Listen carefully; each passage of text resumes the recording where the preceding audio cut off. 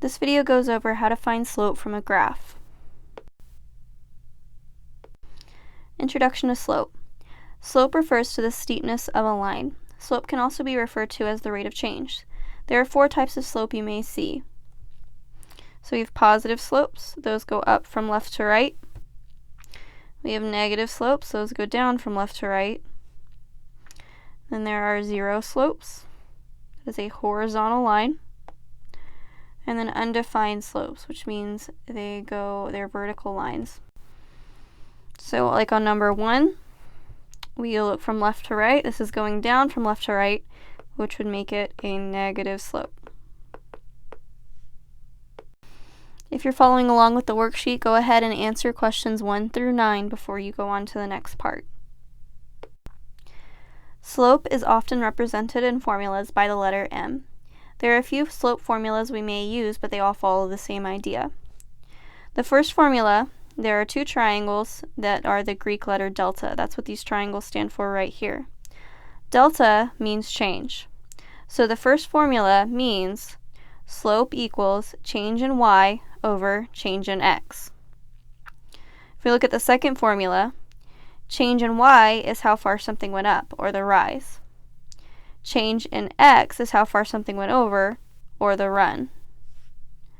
That is how we get the second formula, slope equals rise over run. The third formula is used when you have 2 points. You subtract to find the difference, or the change in y. Then you do the same for x, the change in x. Once you divide the difference in y over the difference in x, you have the slope. That's how all of these formulas are related. They're all saying the same thing, they just have different ways to get there. To find slope from a graph, we use this formula. M equals rise over run. So the first step when we're finding slope is we're going to pick 2 points that lie on the line. So we want them to go straight through the grid lines. I like to say they go through the crosshairs, but I've also heard teachers call them pretty points or whatever your teacher uses. So for instance, this point right here, the line goes straight through the grid. That's what we want. This would also be a good point up here. It goes straight through the grid. Or down here. Those would all be great points to use. The reason we don't want to use any of the points in between, like this point, that wouldn't be a good point because it goes in the middle of the line. This point here goes in the middle of the grid lines, so we wouldn't want that. And then the second step says going from the left point to the right point, make a right triangle connecting those 2 points. So I'm going to go ahead and use these 2 points right here. I'm making a right triangle. You're always going to go up and to the right or down and to the right. That's the rise over run. We always do the rise first, whether it goes up or down. Then we're going to count how many squares the triangle rose. It rose 3 squares. And then we're going to count how far it went to the right, which is 2. So then my slope would be m equals rise over run. The rise is 3, the run is 2, and that's going to be my slope here. Now let's say instead of picking the bottom point and the one in the middle, I picked the bottom point and the top point. My slope would still end up being the same.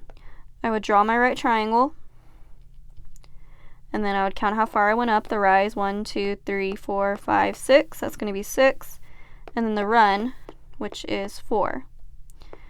Then my rise over run would be 6 over 4, which if I reduce that, if I divided by 2 each, it would be 3 over 2. So my slope is the same as long as you pick those good points that lie on the line. Question 1. So my first step is always picking out those 2 points that lie on the line. This one is a little tricky because there are points that almost go through it. Like right here, it almost goes through the pretty point or the grid lines, but it's not exactly going through, so that's not going to be a good point for me. I'm going to go ahead and pick this point right here and this point near the bottom.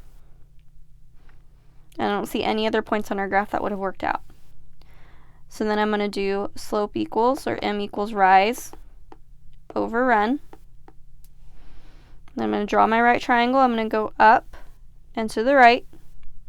I'm going to count how far I went up. 1, 2, 3, 4, 5, 6, 7.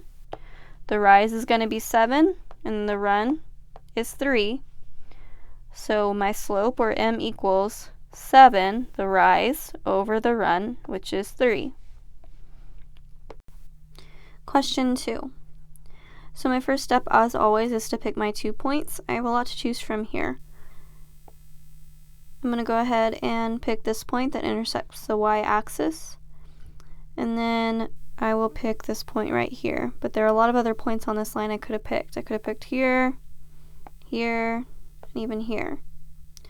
I wouldn't want to pick a spot like this because it goes through the middle. We want it to go straight through the crosshairs. So then I'm going to go ahead and draw a right triangle. On this one, I'm going to have to go down and to the right. Because I'm going down, that's going to make my answer negative, so I can put a negative right there already. I went down 1 and to the right 2. So my rise, the rise is going to be -1 and the run is going to be 2. So my slope is -1 over 2. And remember, as you're working through, you can still have slopes that are zeros or undefined. So for instance, this is a horizontal line. That one is going to have a slope of 0. This is a vertical line. This is going to have a undefined slope. I hope this video taught you how to find slope from a graph. Just remember to use that formula, m equals rise over run. Make sure you always go up and to the right or down and to the right. Always do that rise first as you make that right triangle. And then if you go down, it's going to be a negative slope. And you can already add that to your answer, that negative sign.